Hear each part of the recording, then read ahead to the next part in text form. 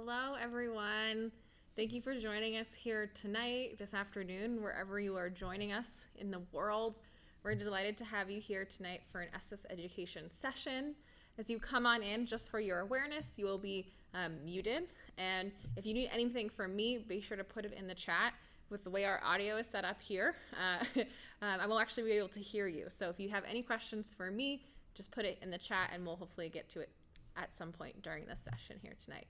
So everyone is coming on in, and we are delighted to have you here. So tonight we're talking about launching rocketry in your classroom. So that's the general title, but I'll just reframe it as your classroom, and I'll definitely give, oh, lost my sound here, Aaron.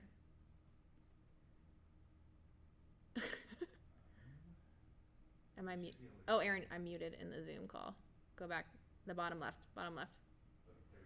How about now? Can you guys hear me now? We're just testing you.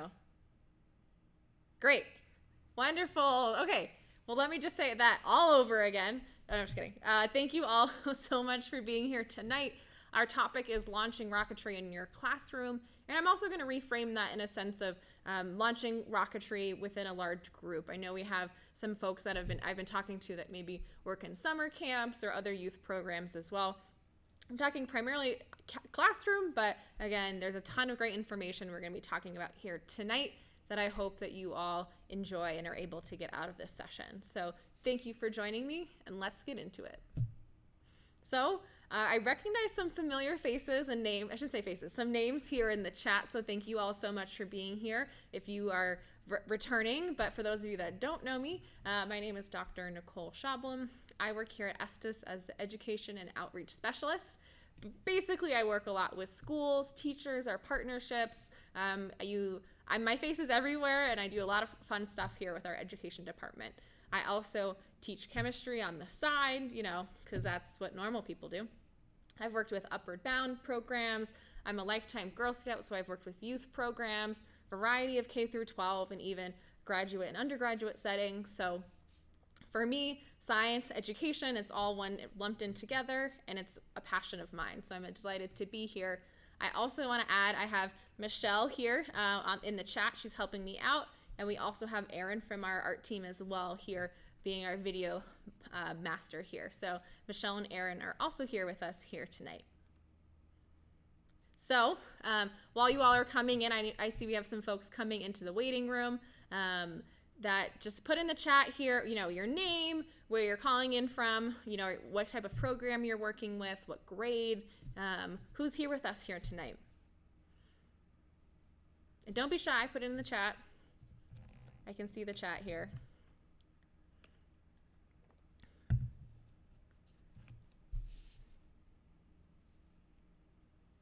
Ron, we've got middle school, okay. STEM engineering.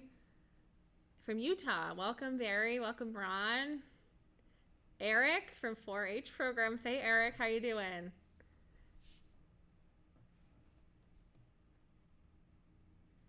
Oh, we got some physics, STEM enrichment, wonderful.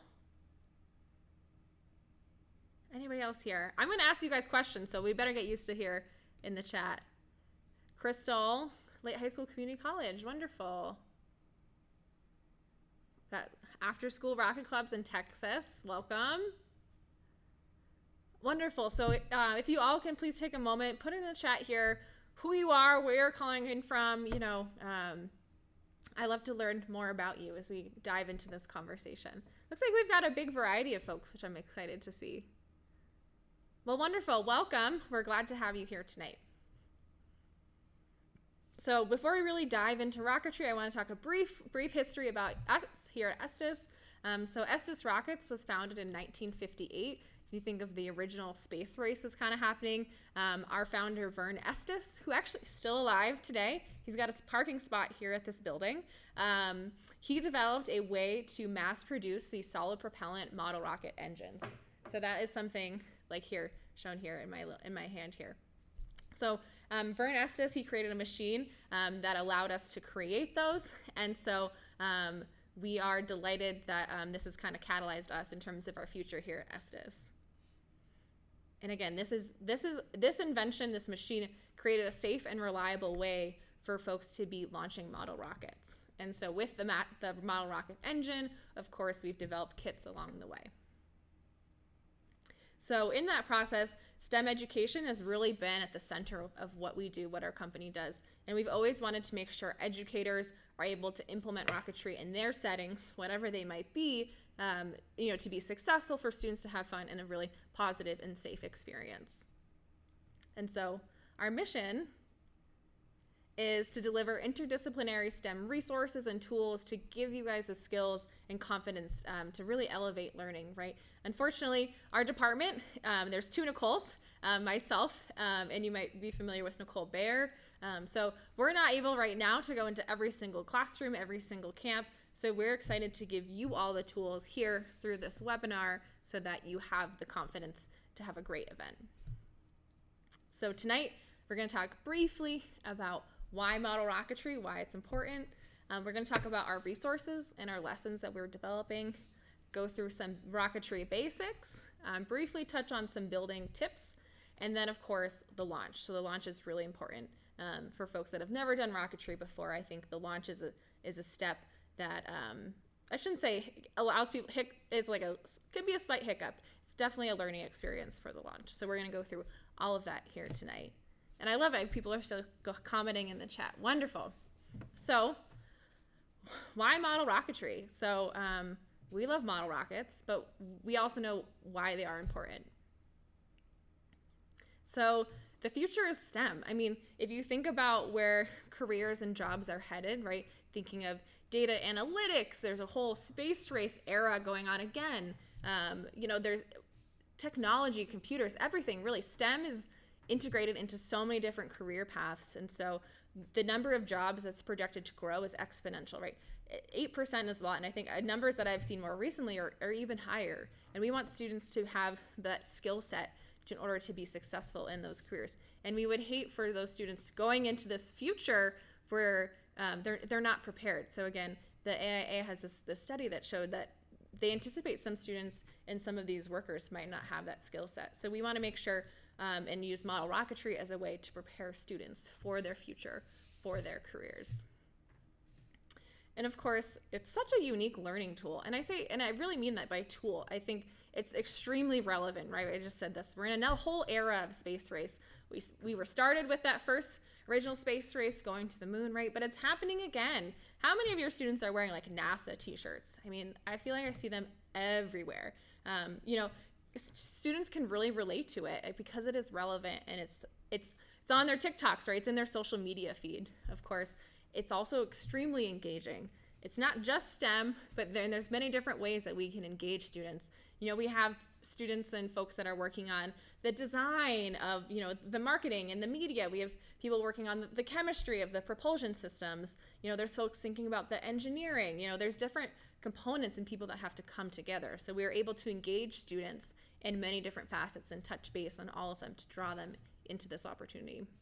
Of course, it's extremely hands-on and project-based as students are developing and building and creating their rocket kits. Students have this onus, right, of this project that they're working on that they get so into it and so engaged. I mean, I don't know how many times we've gone to events and we've seen students make their rockets and they almost don't want to launch them. It's, this is their pride, this is their joy. I mean, they are so excited and proud of what they have done and the things that they're studying with it. So it really is such a exciting, and students they build a lot because of this, hands-on project-based learning. And again, it's so interdisciplinary. It connects to many different STEM topics. So thinking about, we've got science. I mean, we've got astronomy, physics, chemistry, technology. I think technology is something that even here at Estes, we're really trying to drive and push towards. Newton's laws haven't really changed that much, since they were discovered or, written down.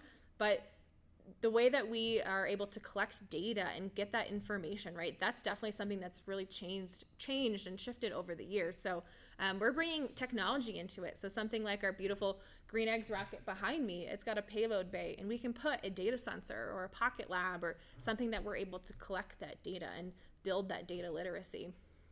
Of course, engineering. So whether they're building their own rocket design or they're making modifications to their parachute or anything like that, right? they're going through this design process and maybe redesigning, but it really does touch base on that engineering component.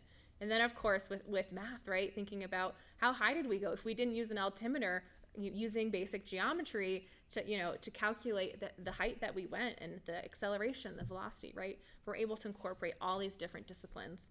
So it doesn't necessarily have to be a science class. It can be a science class. It can be a math class launching rockets, right? There's so many different ways that we can touch base and go into different spaces. So I know we have some educators here, and I also really wanted to drive into this again, thinking about coming into specifically the classroom now, is that rocketry really connects to many different NGSS or next generation science standards and these core ideas. Does anyone have any thoughts on, if you're familiar with NGSS, what some of these standards might be? And so I'm calling out in the chat here if anyone wants to chime in. I know we've got an assortment of folks that aren't necessarily classroom setting. Any principles that really you think rockets, Newton's laws, yes, someone put in the chat here.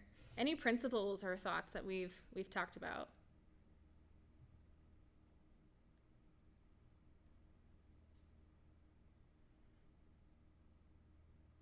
Yes, thank you.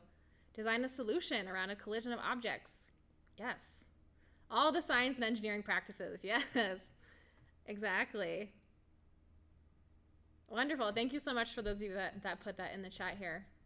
So Erin, can we pop those in? Yeah. So thinking about, again, matter and its interactions, the forces, energy, and engineering, right?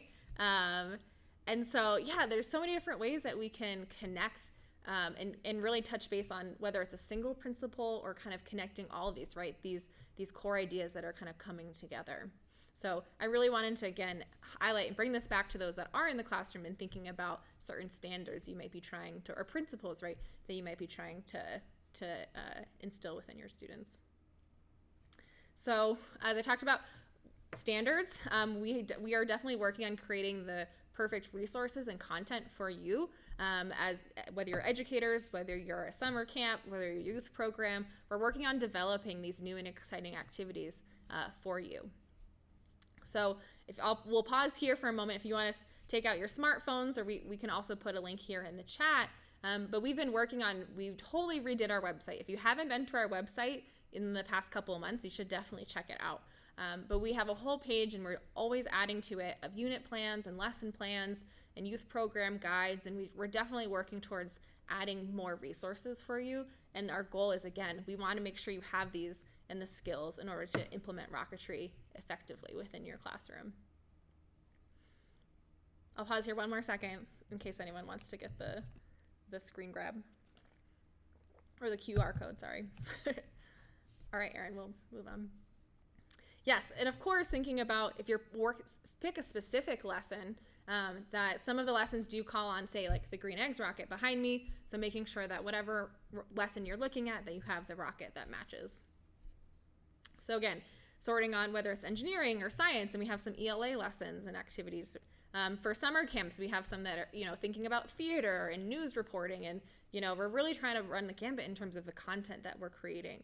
And so the length really varies, whether it's a short lesson, a longer activity. For our summer camps, we have a whole 5-day guide full of activities, and we have some single-day activities as well. And of course, as I mentioned, right, talking and making sure that we're incorporating those standards.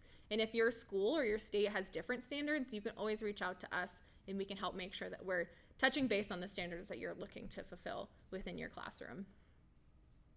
So within all of our lesson plans and our unit plans, we incorporate background material for you as the educator, slide decks available for you, again, touching base on those expectations, materials. We also have assessments, thinking about, again, this is a project-based activity, but we want to ensure and verify and validate, right, students are taking in this information. So we have these assessments available to you. And then there's a student portfolio as well. So it's not just the teacher version, but we have a student version with those same activities. And again, thinking about how they can incorporate it to their, within your classroom. There's PDFs and Word versions and Google Doc versions of all of these as well. So all of our activities come with that. For our more youth program activities, and youth program guides. There's fewer focus on standards, but we still have all the materials and resources that you would need for your programs. And so we understand and we acknowledge that funding can be a limitation for many classrooms and organizations. So we've compiled a list of grants on our website that you're able to search and hopefully find the tools and the funding that you might need in the future. And we do have, in association with that, a grant writing guide. So if you are thinking about applying to any of those grants, thinking about this grant writing guide, and we are, in the future, I believe next month, it hasn't been announced yet, I don't know if I'm spoiling this, but we're going to be doing a grant writing workshop. So think about that and keep an eye out for that email from us. So sorry if I spoiled the surprise. It's not out yet, but I trust you guys. All right, so we've talked about why model rocketry, what are the resources to really incorporate it and use it, and now I want to talk about rocketry basics. So in the chat here, before we go into this, Aaron, in the chat here, I'm curious, who's built a model rocket before? You can just say me, or just put something in the chat. Who's built a model rocket? Or maybe if you've only built a water rocket. Me, I love it. Thank you, Ben. Barry says 35 years, many years ago. Okay, a water rocket. Oh, Ben, yeah, scouting, yeah. I love it. Jay says his first one was 1967. I wonder if it was an Estes rock. No, just kidding. Civil Air Patrol, welcome. Yes, someone else. Okay, so we've got some folks that are semi-familiar. So I'm going to put you all to the test. I'm going to ask you, and again, we'll use the chat here again to see if you know the parts of a rocket. And if not, totally fine. We'll be learning along the way. So first up is the forces of flight. So what are the forces of flight that are involved with a rocket flight? Anyone know? Lift, thrust, drag, one more, gravity. Oh, you guys are all on top of it. Well done. Right, so gravity, that's the force that's pulling you down towards the center of the earth, right? That's a force that's, always gonna be there. We have lift. Lift is more commonly associated with an airplane, the lift under the wings. So it's a much minor force in terms of the flight of a model rocket, especially during takeoff. And then we have drag, so the force that's opposing you as you move. I always like to think about like a dog sticking its head out of the car and like the wind brushing it up against its face. The motion as it opposes through the air. And then of course, thrust. So thrust is what moves it upward and off the launch pad as we move up. So the general flight path sequence for a model rocket is shown here. So we have our beautiful little Alpha on our launch pad. So we have that initial liftoff. It comes off that launch pad, it accelerates and climbs further into the sky. It reaches its peak altitude, also known as its apogee. And at that point or shortly thereafter, the nose cone pops off and the recovery system deploys. So in this picture, we have a parachute as our recovery system, and then our rocket safely lands back to the Earth. So this is the general flight path that it goes through. And so now here's another point I'm going to quiz you all, are the parts of the model rocket. So we're going to go one by one and talk through, again, the basic parts of a model rocket. Yes, Ron, the Phantom. Yes. So this is a product that we also sell called the Phantom. It's a great, I actually have it right next to me, a great teaching tool. And I think it's see-through, so you can really see the parts. So this is a picture of it shown here. All right. So first up, anyone know what this is? Oh, Aaron, you got away. Oh, Aaron popped in. Ron, the fins. Yes, the fins. We'll pop it in. So fins allow the rocket to be stable, right? And it helps to have that stable flight path as it continues upward into the sky. All right, next up, we'll have the arrow. All right, so what is in that lower part of that body tube? Inside the body tube. The engine or the motor. Yep. Nice. And then, yes, right, the motor mount holds that engine into place. All right, next up. So that is that kind of white, crumpled up thing inside the middle. Wadding stuff. Yes. Yeah, that's our recovery wadding. Well done. All right, next up. Parachute. Well done, folks. Love it. This is such a smart crowd. It's almost like I don't even need to be here. I'm just kidding. Followed up, nose cone. Ron is really on top of it here in the chat. I love it. All right, so next up, someone's already put this in the chat. The body tube. And then followed by, there's this small piece on the side here. The launch lug. Wonderful. Well done. So again, these are the main, again, parts and pieces of a model rocket. And we'll kind of go through some other terminology. But as you're thinking about using this in the classroom and talking about it with your students or students within your program, it's important that we use the appropriate terminology. So that's why I like to quiz you all and teach you all about the specific parts of a model rocket. The instructions that our kits come with really detailed instructions. But again, making sure students are using the right terminology is important. All right, so next up, no quizzing this time, I'm just gonna talk about, is our model rocket engine. So this is, again, the engine is what made us as Estes. And so here is a cross section. Again, this is just colored for learning purposes and just as a safety awareness. Please do not ever attempt to cut a rocket engine in half. It is extremely unsafe. So on the outside, we have this paper casing. And so again, that kind of keeps everything tightened together. On either end, so at the top and the bottom, we have these pieces of clay. So at the top is this clay cap, and at the bottom are clay nozzle. And then the next part is this propellant, which is what accelerates and lifts it off into the sky. And then once it's up into the sky, if you've launched a rocket and you kind of look up and then the sky's a perfect day and it's gonna explode, you're looking up and you lost it because it went up really high. We have this tracking smoke that will then appear. And then at the very last bit is our ejection charge. So at that point, the nose cone will pop off and allow our recovery system to deploy. So again, thinking about our model rocket engine, I have a few here that I wanted to show you. Just for purposes of demonstration here. All right, so again, if you're not as familiar with Estes as a company, here's some examples of what our model rocket engines look like. We have, some mini engines shown here. This is a standard size engine, and then this is a, 29 millimeter. So you can kind of see the different diameters here of these model rocket engines. Right, so here's, again, just an example for those of you that aren't familiar, and then here's the end. So here's that divot in the clay, where you would put in the propellant, or put in the starter. And I see in the chat here about what would happen if you cut one in half. So again, thinking about what is composed of this model rocket engine.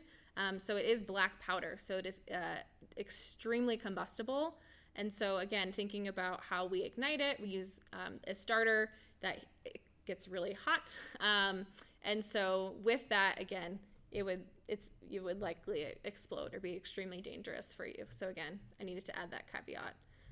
In terms of storing engines until they are ready to be used, a cool, dry place is perfect. I would say, don't leave them in a hot car or, a muddy, wet basement, but they're generally inert until you're ready to use them. So if you leave them in your classroom or, leave them, in what's another space? Your classroom, you can leave them in, another storage area. It should be fine. Another question here. While we're in here, in questions, are there guided procedures that encourage students to make predictions, such as where a rocket may land, or specifically what is anticipated, I'm assuming, trajectory of your model rocket? That is a great question. At this point, we currently do not. I can think of a few other softwares that might be related to that, Tyler. So we'll put our email in the chat, and send me an email, and we can definitely talk more about that. Why do the nozzles not look like the bell-shaped ones on full-size rocket? The nozzle. Yeah, so in terms of the exhaust and everything that's coming out of the model rocket engine, again, it's such a small scale that it doesn't need to be contained as much. But I'm gonna digress. I want to move on in terms of basics, and we can definitely answer more questions as we move on. All right, so we've talked about our model rocket engines. So picking an engine, so we saw my 3 little sizes in terms of engines that we sell here at Estes. So each letter, so rocket engines have an initial letter categorization, and each letter is, generally speaking, has twice the power of the previous letter. So as an example, our B engine has twice the impulse power of an A engine. So thinking about where to start, we would definitely recommend starting at a half A engine or an A engine if you've never done rocketry before. Again, just if you're not familiar with it, it's like a good size and you still get a decent launch for sure. So starting smaller and then kind of working your way up to some more higher power engines. And then related to that, thinking about the launch space that you have available will really help dictate the rocket engine that you will choose. So first, like an A engine, 100 feet by 100 feet is kind of a good general area that you will need in order to, by that, I mean 100 foot by 100 foot where there's no trees or buildings or things like that. So we want to make sure we have ample space. If you're at a school or a camp, any sports field is generally going to be at the perfect size to launch an A or even a B engine. If you're thinking about a C or even a D, it's a bit more space that you'll need, especially as you go higher up in terms of rocket engines. You'll need a lot more space. So that, especially if you want to recover your rocket. So thinking about within a classroom setting, we want to make sure that we have the appropriate space. So again, starting small is always good, and also picking an engine that associates best with the launch area that you have.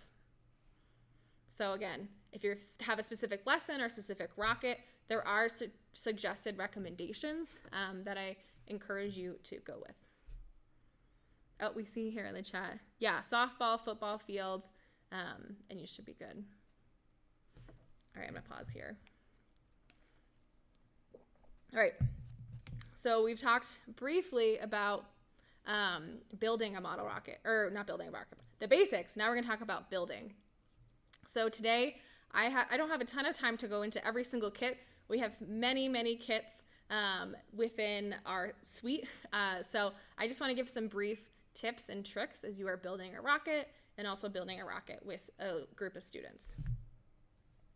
So first and foremost is that to follow the instructions. We made these instructions detailed, and we took the time to make them for a reason. So be sure that you, as the leader or the instructor, that you read the instructions ahead of time, especially if you know the students and the kids that you're working with. You might know, like, oh, this is a step that I'm going to have to stop everyone and demonstrate what it means, or this is a step that I don't understand what it means. I need to go email Nicole right away. So reading the instructions ahead of time is great for you, but also for your students. And then along those lines, building 1 or 2 rockets is a great way that you have literally a model for your students to follow. So we have something like building this rocket here behind me. So if I built this alpha ahead of time, right, and this is the rocket that we're going to be building as our, within our class setting, having this at the front of the room is great for students to see, oh, this is what I'm working towards. This is what I'm building towards, right? So they're able to have that point of reference within their space. And within this building session, right, again, if you don't know your students as well, sometimes it's worth doing having everyone build step by step. So, we go one at a time and let folks know that this is how we're going to do it. Whereas some students, they just want to open the bag and, do it at their own pace. It really does. It really just depends on the students that you're working with. And of course, if you ever think about if you ever lose the instructions, we definitely always have them. So there's some intuition, but then if you lose the instructions, don't worry, we have them all online. And we definitely recommend 10 to 1 student to instructor ratio. Again, if you're able to get a parent volunteer, if you're able to get someone that's familiar with the rocket or just rocketry in general, that is always extremely helpful to have extra folks. The extra hands definitely support the students. So then once we're thinking about building, I just want to make sure that I take the time to encourage students to have all the parts. So again, within that instructions, on the very first page, it has a list out of every single piece that should come with the kit. So we want to make sure that we're working on them carefully and that they don't lose anything. I can imagine, so here's an example of one of our kits that we have. And if you leave this out on a desk and students come back in from lunch and they see it, they're just going to open it up, you know, and parts are going to fly everywhere. So we want to make sure that we're careful and we're not able to lose, and we don't want to lose anything. So I actually recommend having a plate or a cup or a tray. I see someone put here in the chat a Ziploc bag, right? So that way we are able to differentiate and have every parts separated out for every student. And so when putting the pieces together, definitely work on practice fitting the parts before actually gluing them. And I say that out of personal experience, but also of witnessing some students, right, that they just see part A and part B are supposed to go together, and then without really test fitting it, they put the glue on, and then as they do it, we realize it's the wrong one. So we want to make sure that we're able to practice fitting these pieces before they actually use the appropriate glue. So there's two types of glue that you will probably see. It depends on the instructions. So wood glue, or even like Elmer's glue, is great for paper to paper joints. So if you're assembling one of those engine mounts, you'll probably have some paper to paper joints. Whereas a plastic glue, or like a plastic cement, that's for plastic pieces. So some parts you might require the nose cone itself might come in multiple pieces, and those typically are made out of plastic. So again, making sure you have the right glue and potentially even practicing with those glues. Great, yeah, so it's important to practice with those. And again, the glue should be completely dried before moving on to the next step. So whatever that next step might be, for something like our beautiful green eggs behind me, once you've built the pieces, it doesn't come beautifully colored, so there's some painting that's involved, or if you're building something like our Alpha 3 where the parts are already colored, in that scenario, the next step is launching. So again, we want to make sure the parts are completely dry before moving on. And I will add, we do have like our little star hopper here. So our star hopper snaps together and there's no glue required. So if you are ever worried about timing, or having the time for glue to dry, definitely check out something like this. So this snaps together beautifully. So the star hopper is a great option if you don't have that time. All right, I'm gonna pause here, take a drink.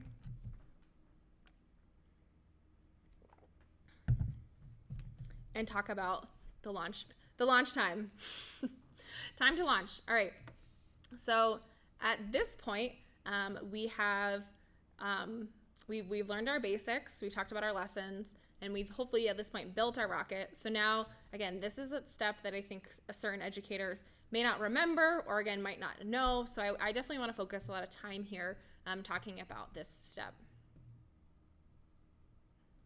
So the first step is packing your rocket for launch.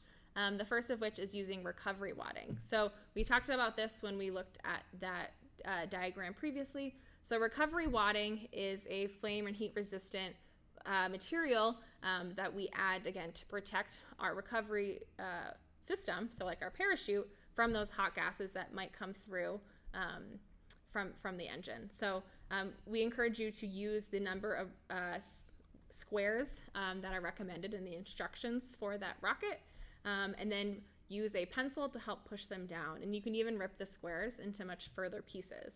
And I'm going to show you what I mean by that. Erin, if we could, yeah.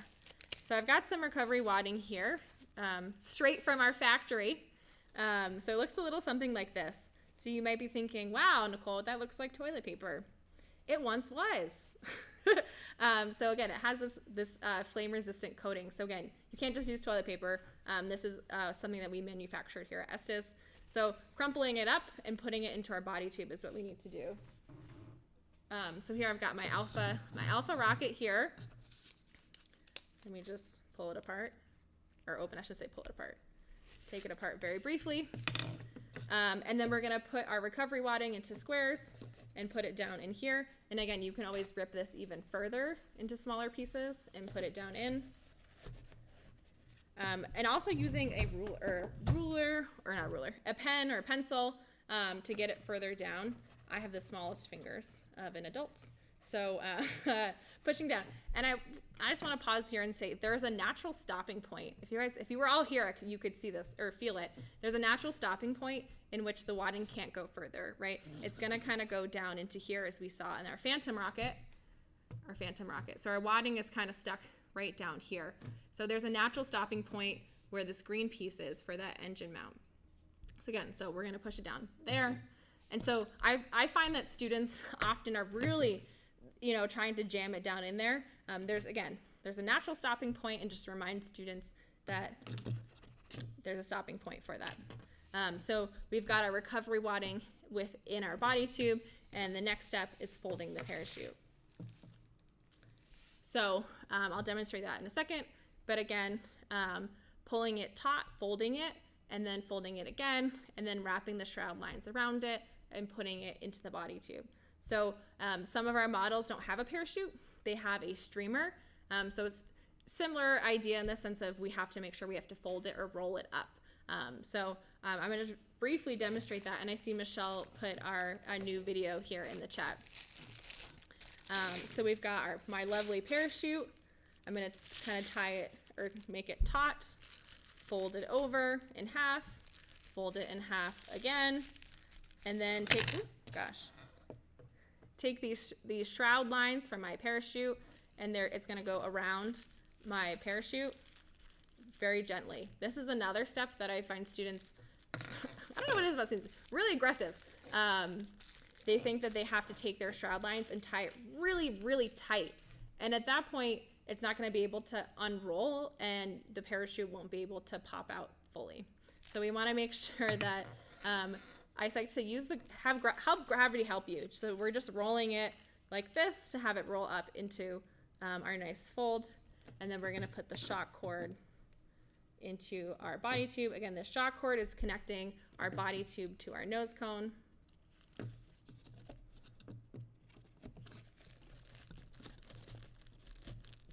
And then we're putting our nose cone on. Oh, it's stuck there. And we're putting our nose cone on. So at this point, I want to add that when building a model rocket, if the nose cone, if students are having a hard time putting the nose cone on, like they're really kind of jamming it in there, at that point, I say, we'll stop, and we're actually going to take everything out and repack this body tube.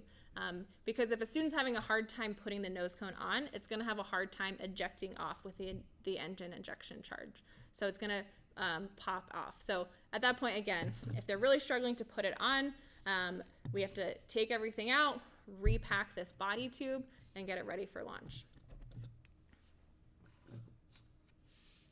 Yeah, great. And then next up is preparing your engine for launch. So at this point, again, going back to our engine, we are going to put the engine in our motor mount at the bottom of our rocket.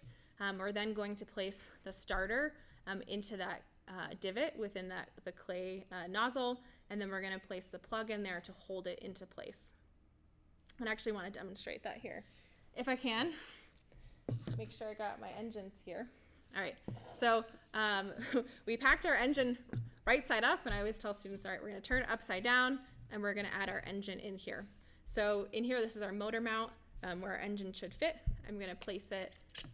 I'm putting this kind of at an angle, but typically I have students hold it this way. So we put my engine in here, and you can kind of see the divot down there. And then I've got my starter. This is kind of hard to see, so I apologize. I don't know the best way to see this.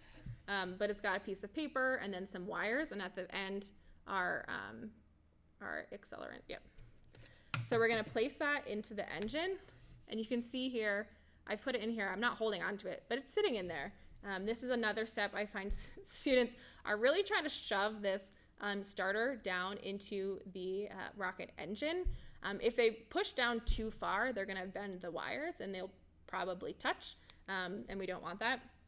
So we're just going to place it gently into this divot. Again, if you're holding your rocket, as I said, upside down, it should be sitting there nicely in it. And then I take one of my plugs. So when you buy our bulk pack of engines, our engines come with the appropriate plug, starter, and wadding. So it's got all of that covered in there. So this is kind of hard to see because I don't want it to fall out. But I'm going to put my starter in and then put my plug in there to hold it. And at that point, I can put my rocket right side up, and my rocket is ready for launch. This is a step, both of these steps, putting the recovery wadding in and getting the engine prepared. This is something that if you can do ahead of time before going outside to launch, highly recommend it.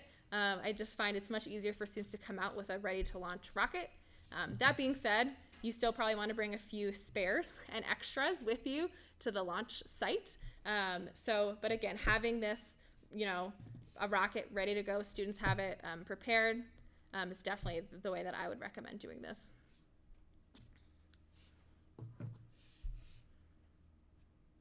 And again, if you're ever worried about time, you can always prepare the engines for your students as well. Again, I think it's a great learning opportunity for students to do this themselves, but I can understand, again, if you're worried about time, then to do that. But to each their own. Every classroom, every student's a bit different depending on the age and the skill level.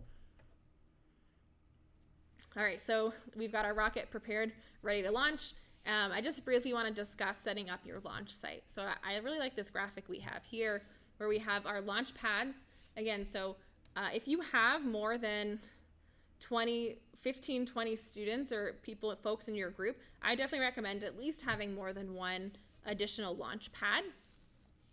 Again, it takes a lot of time if you have to go one by one for every student to be launching. So having additional launch pads is really going to be beneficial. And then you're going to be at least 15 feet away to kind of have this kind of launch zone area. We find that having a folding table is a great place to kind of have students stand, have the launch controller there and kind of, can be settled. It's kind of the launch zone.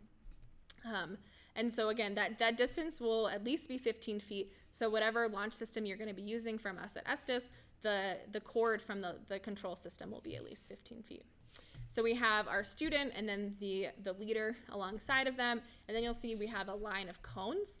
And this will help us delineate and differentiate kind of the launch area versus the spectator area. So again, we only want the crew members. So again, the people that built that rocket, you could potentially have students be building in teams. So whoever's building that rocket and is pushing the button is going to be the one that's at that table, while everyone else is going to be behind that cone. So again, this is just for safety so that we're able to delineate the few folks that are going to be in that launch area. And so as I would actually encourage you to set this up ahead of time, this launch area ahead of time if possible. If not, totally fine. But having this launch area set up is really going to be useful in the fact that you're able to kind of help control and manage the students. But before you go outside, I encourage you to think about going over the safety rules for the classroom, within the group. Consider deciding and picking the launch order.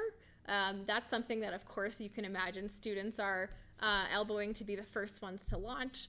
So thinking about the way that you're going to be doing that, establishing other just community guidelines or rules in terms of, I know some schools might not have this launch area. So if you're doing a field trip and going to a new location, establishing those rules, again, is really beneficial. We want to prepare you as much as possible. So going over those things before you head outside and you're kind of wrangling students, the easier it's going to be for you, for sure.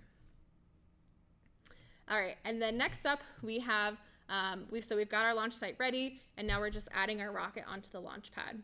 So first up is removing the safety cap, from the top of the launch rod.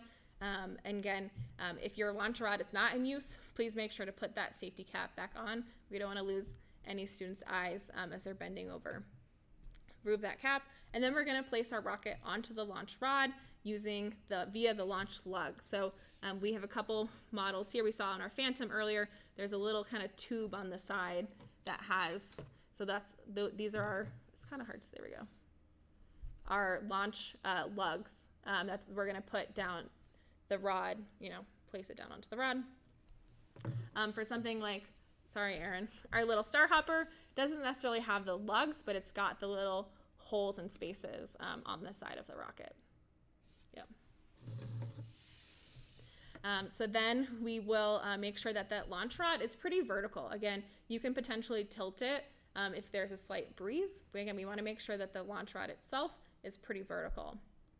Then we're going to take our micro clips from our launch controller system and connect it to our starter. I feel like James Bond, you know, putting the little clips onto the wires from the starter, and I'll show you like what I'm talking about in a second. And again, for our lifetime launch system, there's red and black wires, so we need one red and one black. For some of our other launch system, there's no colors, just one on each side of the starter. And again, the clip should never touch. The wires of the starter should never touch. Does anyone know why? The clips should never touch. Anybody know why? Someone says boom. Short, yes, you'll short the circuit. So with our launch controller and our wires and our starter, right, we're creating this circuit. The circuit's complete when the key is in. So at this point, the key's not in. So our key is not in there yet. So we want to make sure we're completing that circuit. So if the metal clips are touching or the wire is bent and the wires are touching, again, we're going to short that circuit and we're not going to be able to have launch.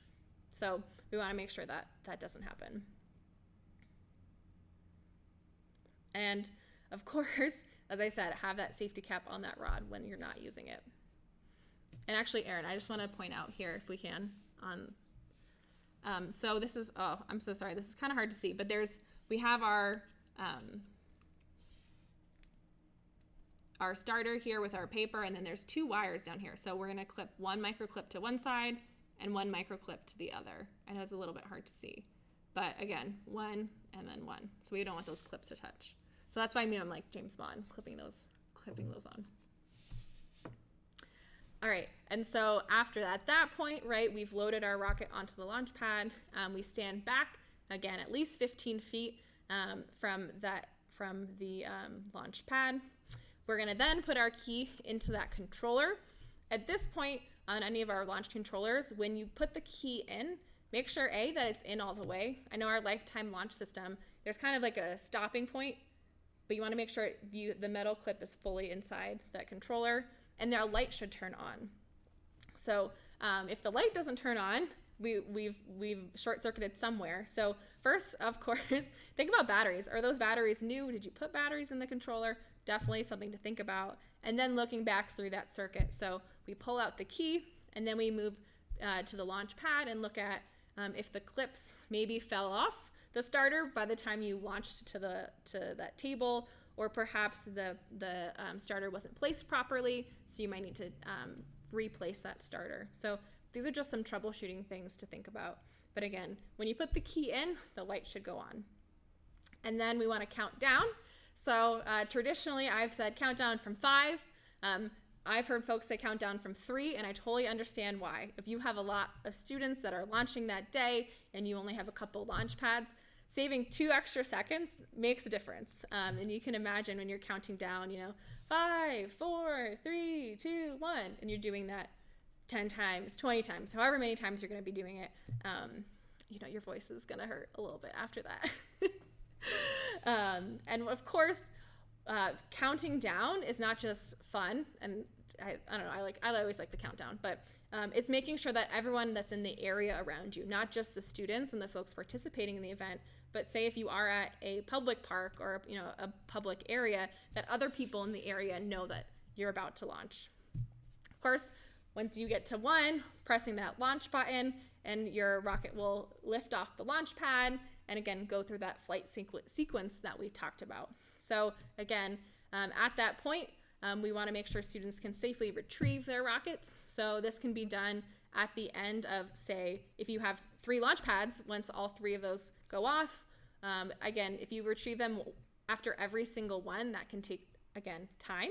So if you have a whole set of students, maybe have them launch all at once, or go 1, 2, 3, 4, 5, and at the end of the event or at the end of the launch, having them actually go pick up their rocket, which is why it's important to have their names on it. I don't know how many times I feel like I've talked to students and they don't remember which their rocket looks like, and maybe they colored on it.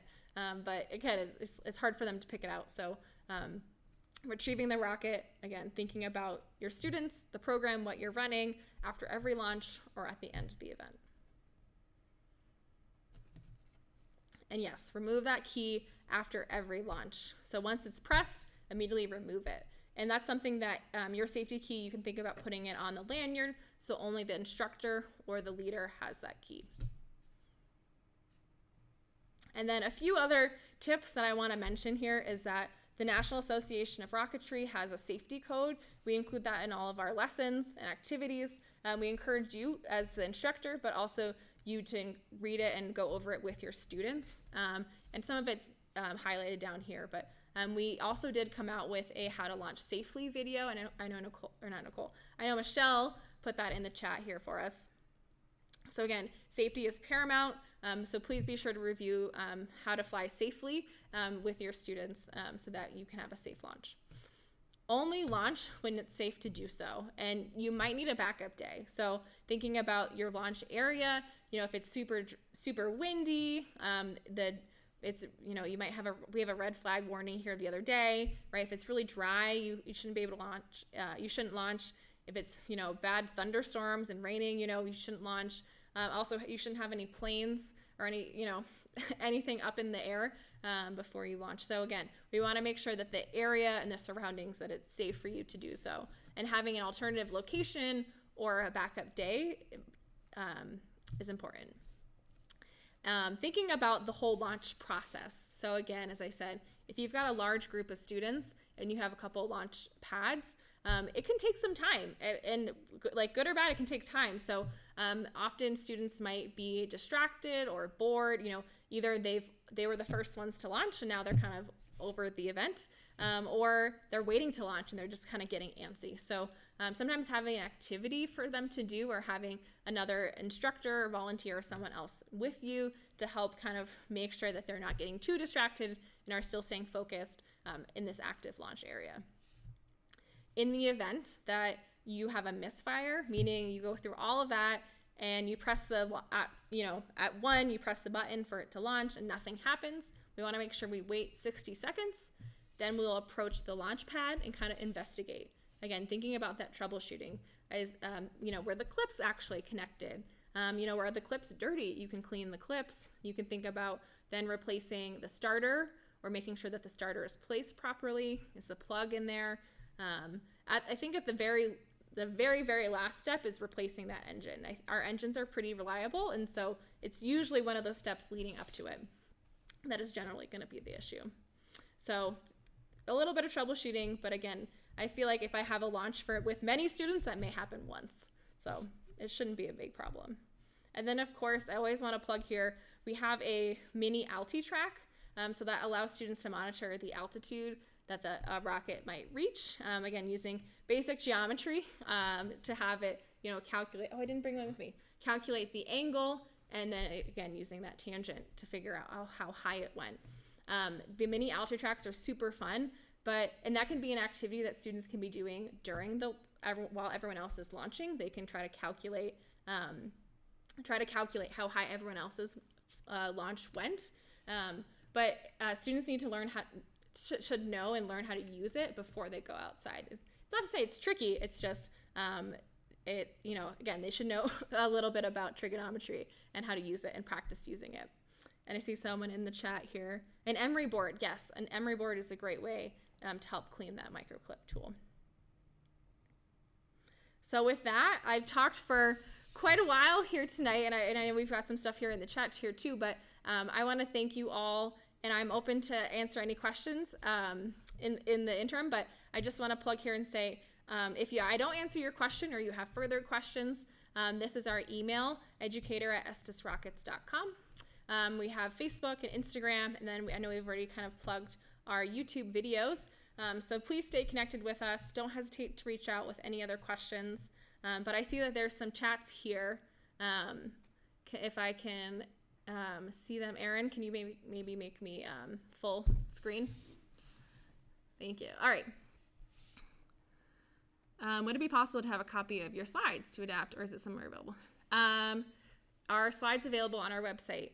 This slide deck in particular, I am not positive if it's on our website, but again, email us and we can see what we can do.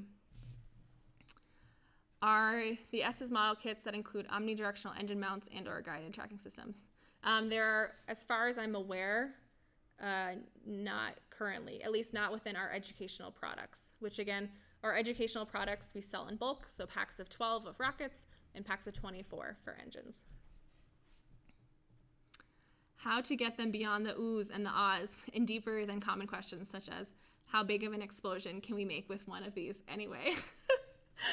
I like that question. So kind of thinking beyond the oohs and the ahs. Yeah, so I think there's a number of I shouldn't say I think. There are a number of principles, in use that when this happens. So having them dive into perhaps the combustion reaction and understand, the chemistry that's happening within a model rocket engine. I always think that, competitions are always so popular and exciting for students. So you can think about having students engineer their, modify their parachutes some way that they have a slow descent time or a fast descent time, or maybe they're comparing different rocket engines. I think there's a lot of different ways that you can tie in other principles. And we are developing some new curriculum with NSTA as well that will kind of dive into that too. Do we recommend using the Estes digital altimeter? Yes, the Estes digital altimeter, it stores up to 10 flights. I think it's a great product. Right now it fits nicely within our Green Eggs rocket. Some of our other rockets, such as the Alpha, it doesn't necessarily fit in here as well. But if you have the Green Eggs rocket, I think the digital altimeter is a pretty great and affordable option. Do we sell the Phantom? Yes, we do. We sell our Phantom. This is what it looks like in real life. Yes, we sell it. I will say there's a bit of assembly. So there's a bit of gluing the plastic pieces together and folding the parachute and packing it as we just went over. So we definitely sell it, but just as a heads up, there's a bit of assembly, but not anything crazy. Is the tacky glue in one of the pictures a glue recommended for your kits? I have never used tacky glue. My counterpart, Nicole, has used tacky glue before. I know that's a pretty common glue, so you can definitely use it within building the kits. The kits don't say tacky glue, but I know she has had some success with it. I'm doing your Does Mass Matter activity. It recommends the Green Egg rocket and C engines. Are those too powerful for 1,000 square foot fields? 1,000.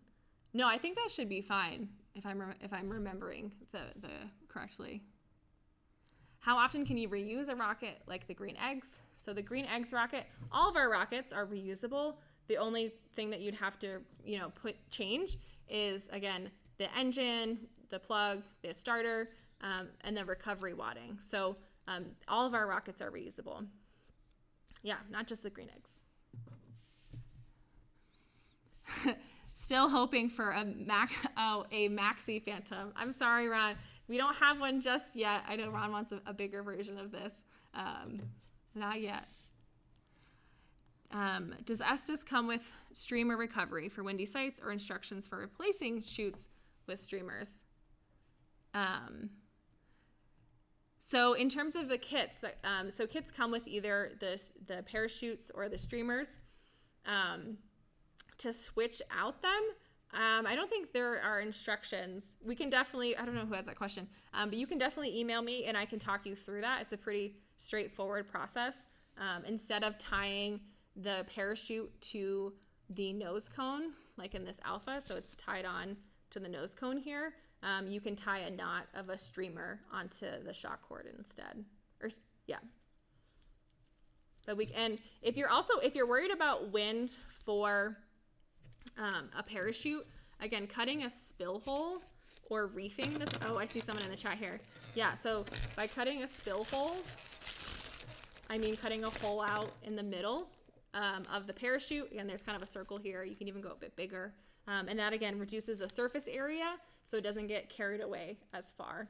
You can also, as someone, I forget who said it, reef the chute. You can tie a knot further up. So again, it's less space for the parachute to kind of open up. So those are two ways if you aren't able to switch out a parachute for a streamer, that you can kind of hopefully not lose your rocket along the way.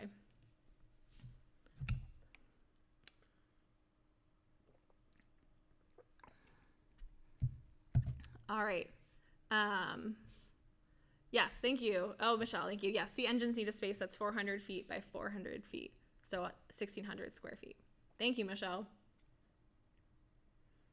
We are right at time, so I don't see any other new things in the chat. So I encourage you, reach out to me via email if you have any questions. Thank you so much for being here tonight. I really hope this is fruitful for you as you think about how to incorporate rocketry in your classroom, youth program, summer camp, and I look forward to seeing you at our next session.